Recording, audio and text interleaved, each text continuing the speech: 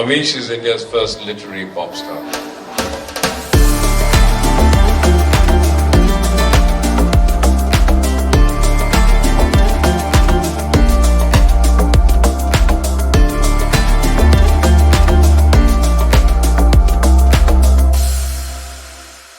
Says that how many of the audience would want to be writers? Can I have a show of hands? How many of you guys would?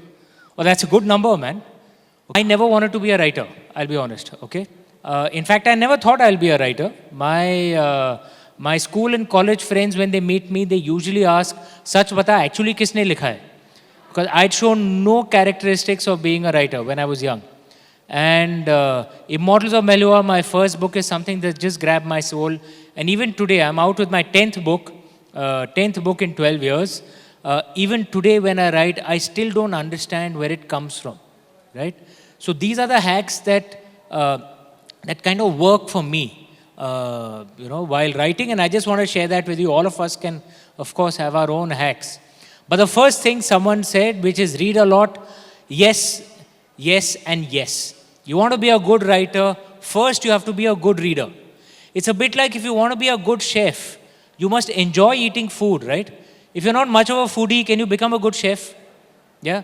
I can't make out the difference between flavors, honestly. My favorite cuisine is usually khichdi, favorite food, right? So if I tried to be a chef, I'd be a terrible chef because I don't appreciate flavors. But if you want to be a good writer, you need to be able to tell that this is a good story, that this book is flowing well, that this script is flowing well. And that comes with instinct. There is no, copy-paste rule, right? If you read a lot, what happens even more is that your instinct develops, right? And then you can just tell, this story is flowing well. The characters are behaving naturally. You can just tell it. No one needs to kind of make that analysis for you. Especially if you read classics. Anyone knows what the Sanskrit word for a classic is? It's the same word in pure Hindi, in Marathi as well. It's called Kal Jai. You know what Kal means in Hindi? Time. What does Jai mean? Victory. So Kal Jai is that which conquers time. So a classic book is that which conquers time. If a book has survived 200 years, it must be damn good. Right? The story must really be worth it. So read the classic stories again, you get a much deeper understanding of how a story goes. I read at least 5-6 books a month. I've been reading at that pace for decades. Helps me grow as a storyteller. The second thing is, observe. Someone said observe out here. Yeah. I like that a lot because, writers have to be like sponges. Every single person we meet is a potential character in a book. Every single person. When you approach things from that perspective, you listen more than you talk, right? And you keep observing for ticks. The things that make characters real. Think about the characters who you really love, right? You'll notice all of them will have something or the other that's different, that's bizarre, some tick, right? So let me give you an example of something that I observed in a friend, which came out in a book a lot later. This was a time when I was a banker. I had this friend who was very troubled in her personal life, some property dispute. She had come to ask me, for some advice. I was a banker in those days. And she had a pendant. Have you seen that LAY? It's a Muslim kind of pendant. It sells 786. Many Muslims wear that. So she was wearing that pendant. And I noticed that whenever she would get troubled, her hand would instinctively, without even realizing it, would go up and just hold the pendant tight. And if she got really troubled, she would hold it even tighter. And then when I would give her some advice, give her a suggestion, she would calm down and the hand would... And it was instinctive. She didn't even know she was doing it. Now, I like to keep observing people. This remains somewhere in the back of my mind. She's a lovely person. She's nothing like Ravan. But when I was writing Ravan, that thing came back to me, right? That there's a pendant that Ravan has, which is emotionally very important to him. And when he's really troubled, he just instinctively just holds it. I notice so many readers just notice that, right? These are things which makes a character real. Why are they real? Because one actually observes it in real people. And it doesn't matter, the character doesn't have to match the character at all. Like that woman is one of the nicest women I've ever met. Her problem was she was too nice, right? Will anyone call Ravan too nice? Any of you will call Ravan too nice? Someone called Ravan too nice. Okay, very interesting. I'll have a talk with you offline on that. But Ravan is like as extremist and negative as it would come. But a tick on this very, very nice, lovely person became so effective on what is a rather villainous creature. And actually it's a tick, right? And that makes a character real. So this is the thing that writers must keep doing. Keep observing every person that you meet. Every person that you meet has something to teach you, right? What you should try and do besides reading and writing is traveling.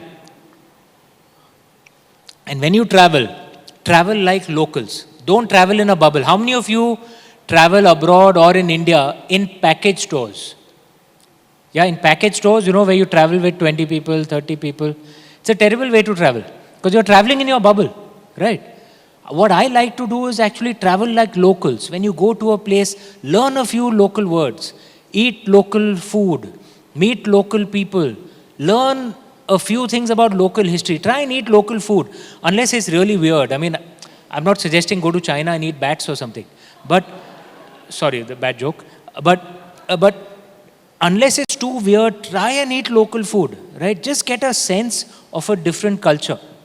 What it does is it makes your mind richer. A writer has to be very rich in his mind. What you said about imagination. Imagination has to be grown. You're not born with it, right? How do you grow it? By reading different things, meeting different people, traveling to different places.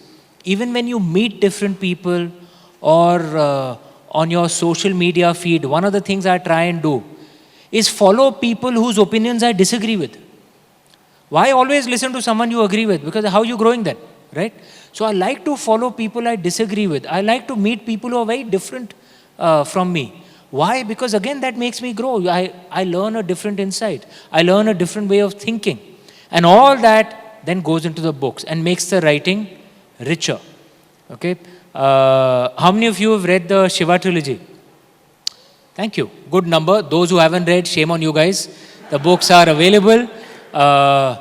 And War of Lanka, I won't blame you for not reading Chandra. How many have read War of Lanka? Started, okay, reasonable. To be fair, it's launched just 3 days back. But do check it out. That's also available everywhere. But you'll have noticed that, for example, in the Shiva Trilogy, in the Shiva Trilogy, I spoke of the gates of Branga. Do you remember that? Yeah? Where the gates of Branga, the idea came to me from something I learned in Greece, in the Corinthian Peninsula. Okay, the way the ships were transported then. And I learned it 15 years before I wrote it. Okay? But it just remained in the back of my mind. And that made the book richer. So when you write this way, when you write scripts this way, when you write books that way, then it's rich. A reader or a viewer has to think that they're not just enjoying themselves while reading your book or watching your movie. They must think that they are growing in some way. Think about the real, even among the Western books, the books that are real massive successes. Lord of the Rings, everyone has heard of, obviously. Seen the movie or read the books? I've done both. Both? Yeah. You should read the books. Game of Thrones, read the books. You notice when you read those books, why are they such cult classics? Because it's not just a fun read. You actually learn a lot while reading the book. See, and remember the reason why people, especially in today's social media world, do critics have that much of make that much of a difference on a movie or a book? Are book reviews even published anywhere, frankly? Movie reviews also are broadly gone. And you'll notice the way most of us people think that if a movie gets a good review by a critic, we assume paisa ghar mein pahunch gaya hai. If it's a bad review, bhai ladai ho gayi. Okay. Critics aren't taken that seriously these days as they were 15, 20 years ago. Who do people listen to? Their friends, right? What was called word of mouth is now turbocharged through social media, right? What people want is something from a movie or a book that they can talk about, right? If your movie or book is like really simple, there's nothing to it, यार लोग बात क्या करेंगे? But if you make something like Bahubali or Ponniyin Selvan, or there's something to talk about, and then you talk in social media, and that makes the movie and the book go viral. So you have to make content that is, think about it, the content that actually becomes cult are those which have layers, which are deeper. It's not just at a surface, some nonsense, boy meet girl, runs around a tree, and then that's it. No, I think about the movies that have stood the test of time. They are actually deeper. They are actually thought-provoking, right? So you want to, as a writer, to be capable of writing thought-provoking stuff. The only way you can do that is make yourself intellectually and emotionally richer, right? And the last thing that I'd suggest, all of us writers, essentially we pluck ideas from the ether, from the sky, right? And put it down on paper.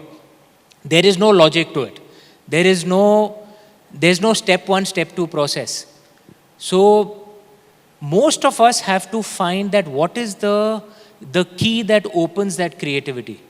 Okay, so Jeffrey Archer, for example, everyone's read Jeffrey Archer, right?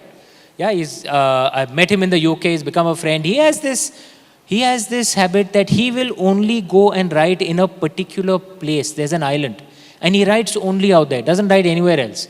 And he says, boss, the story doesn't come if I'm not writing out there. All writers have their own, there is no logic to it, it's just something bizarre, it just opens the key. You have to find the key for yourself. Like for me, the key to opening my imagination is two things. I always listen to music while writing, right?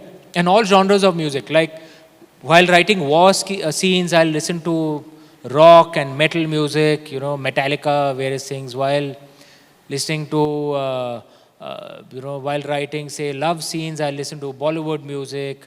I love the music of Kandu Konde. I listen to that often while writing love scenes in Ramchandra series.